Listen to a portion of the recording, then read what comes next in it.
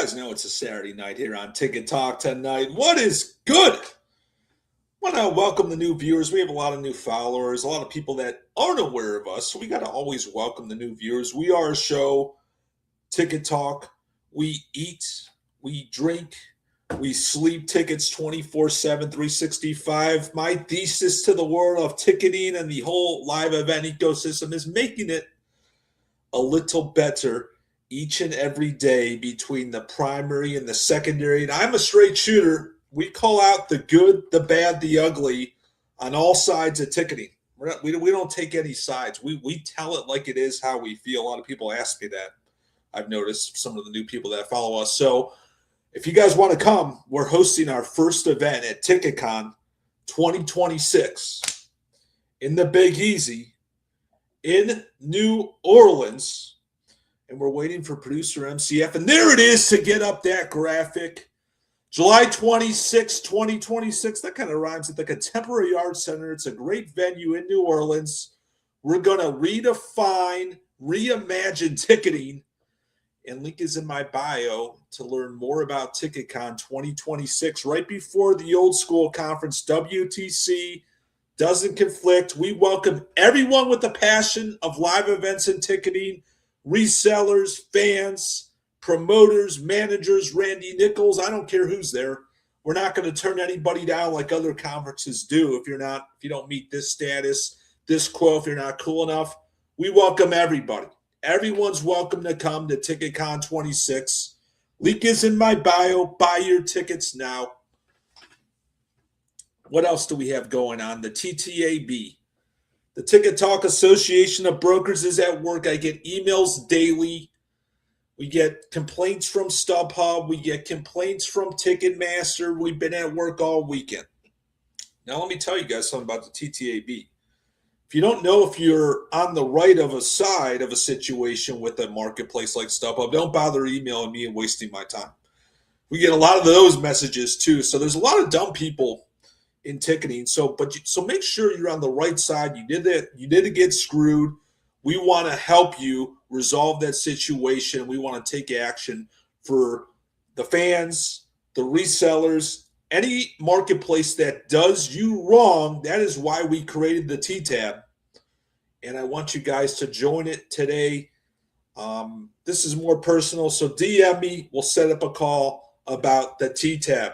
Let's go through my X feed, the fun stuff here on this busy Saturday. I mean, isn't every day busy? And Team Messi. I mean, Messi had a game in Charlotte. Of course, he sat out and did not play. So it's just like so disappointing. Like a guy like Messi, like at least play for like 10, 15 minutes, dude. I mean, people are paying big bucks to see you. You're rooting little youngsters who play youth soccer in the Charlotte area, and you just decide to sit out. You're really a selfish piece of shit in my band. I think you've been absolutely a terrible ambassador for MLS and soccer in general. So really a sad state of affairs. And here's some more info on StubHub. If you guys join this Facebook page, the official StubHub complaint department, it's got over 1,000 members. You hear horror stories like this every single day of fans and resellers getting scammed. It really just disheartens me every time I read this. So check it out. Join the official StubHub complaint department. It's a group of people that have StubHub nightmares. And the Big East final we were tracking all weekend and like all week, and we were expecting this to be the biggest ticket of the week between St. John and UConn. You got the perfect matchup, and of course John Mark steps in.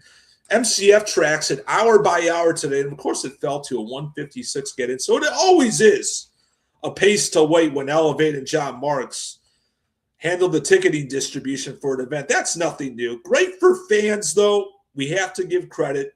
Elevate does make prices feasible for fans to attend basketball, college football games, etc. And thank you, John Marks, for doing that.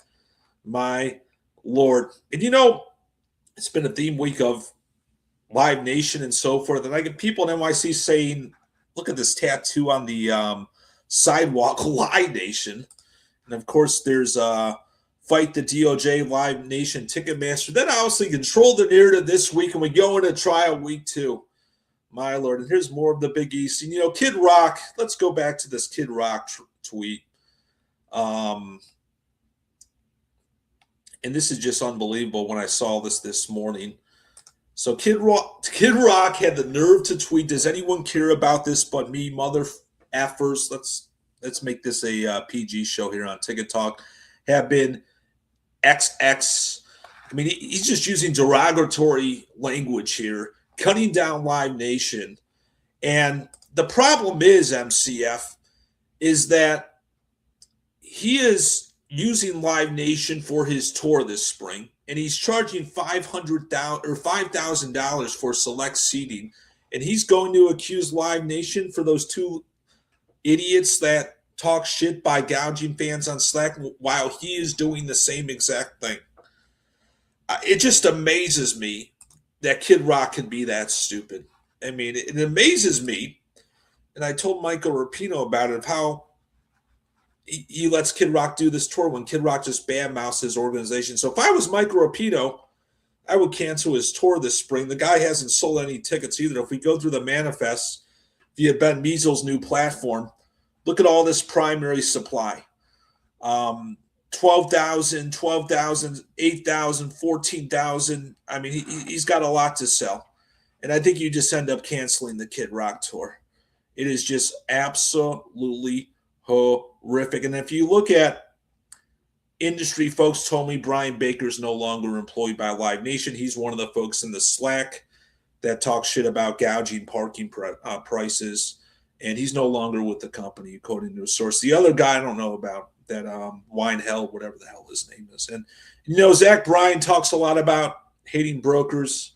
And his show tonight in Tampa had a sea of blue seats, so he didn't do a very good job selling seats. And this whole tour is a disaster, too. So everyone thinks that brokers, resellers are to blame. And look at this. I mean, he can't even – when you talk bad about resellers, usually they don't buy your shows, and this is what happens. It happens with Zach Bryan, anti-ticket resellers. It happens with Kid Rock, anti-ticket resellers. The thing about it I love about resellers is that when you talk shit about them, they usually say, F you, we're not even going to buy your show.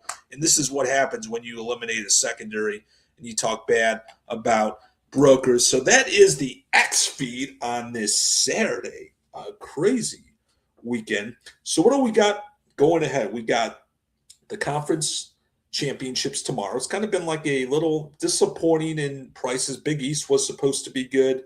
Big Ten, we got Michigan, Purdue.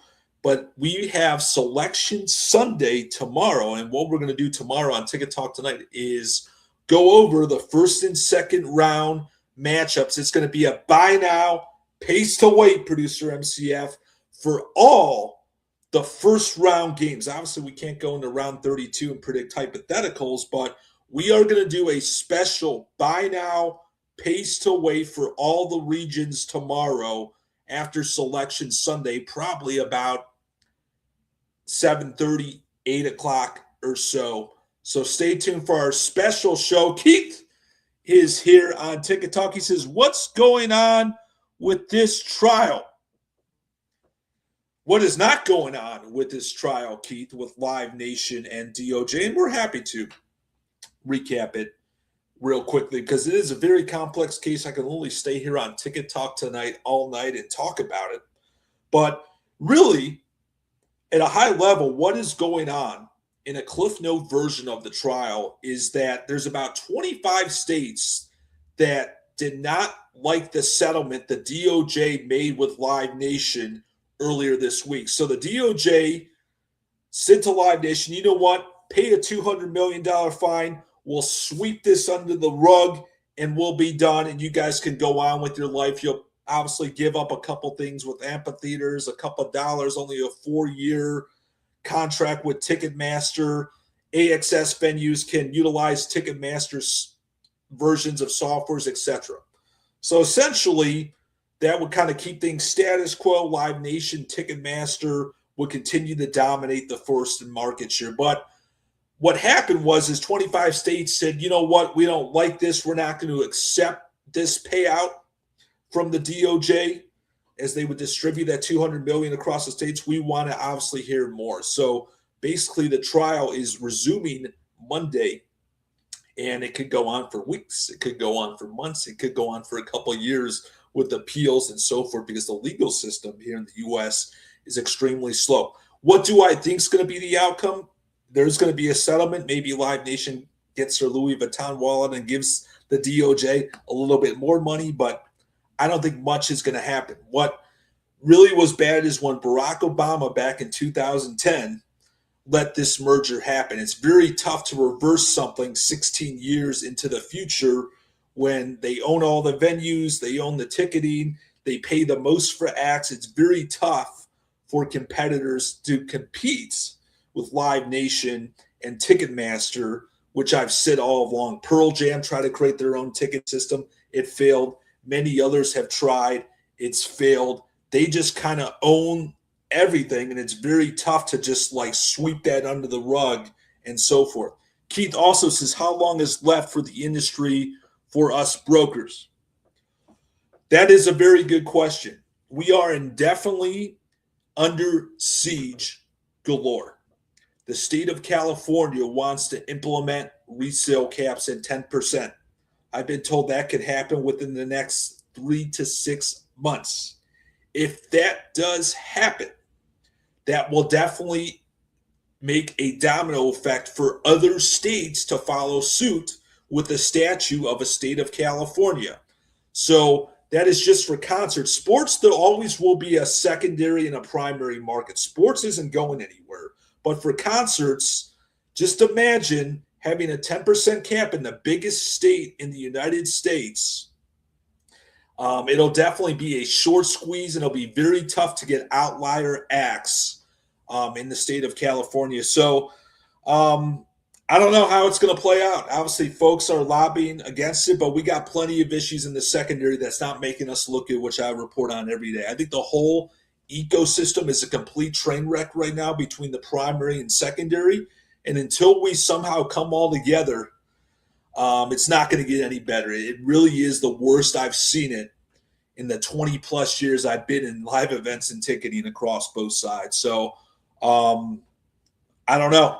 It's going to take many years for this to resolve. So I think you go ahead, and we have a Discord group. We're plowing away, but it'll be very scary if California implements that 10% resale cap. Great questions, Keith. We love participation on Ticket Talk. So when we're live, type us a message. We're live across many social media platforms: X, LinkedIn, YouTube, Facebook.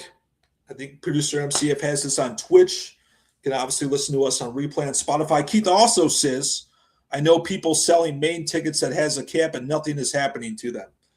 So Maine is the first state that implemented the resale caps last year over the fall. The only relevant team in Maine, really, they don't really get a lot of concerts, a sporting event, is the Maine hockey team, the University of Maine hockey team that is not the hottest ticket, but it's a hot ticket. So I guess they're on the honor system. If they're not checking it, I don't know. I mean, I guess it's just kind of the honor system for brokers to sell Maine and not report it. But it seems, if you're saying that, I'm assuming things are status quo and people are selling whatever they want to sell in the state of Maine. So good point there. And I don't really follow Maine much because it's kind of irrelevant in live events. But that is the first state that implemented 10% resale caps in. But we'll see. I don't know. I don't know what's going to happen between if California acts on it, if a state like New York acts upon it. I don't know. And how do you police it? I don't know. Do they check? Do they go through every StubHub order to make sure the tickets are not 10% over face value? Will that come to a point across secondary exchanges? It seems like it would be very, very tough to do because these lawmakers are not very bright. They don't really know how to do basic arithmetic. So that's a good point. Will they be able to check to see if a ticket is 10% over face value too? So it seems like the state of Maine hasn't figured that out. My Lord. But great questions, Keith. We appreciate it. We encourage more participation. I want you guys to go out, enjoy the rest of your Saturday evening. Tune in all day tomorrow. And for our special buy now, pays to wait for our selection Sunday first round for the NCAA tournament. Make it a great rest of your Saturday evening. We'll talk tomorrow. Stay lean and clean.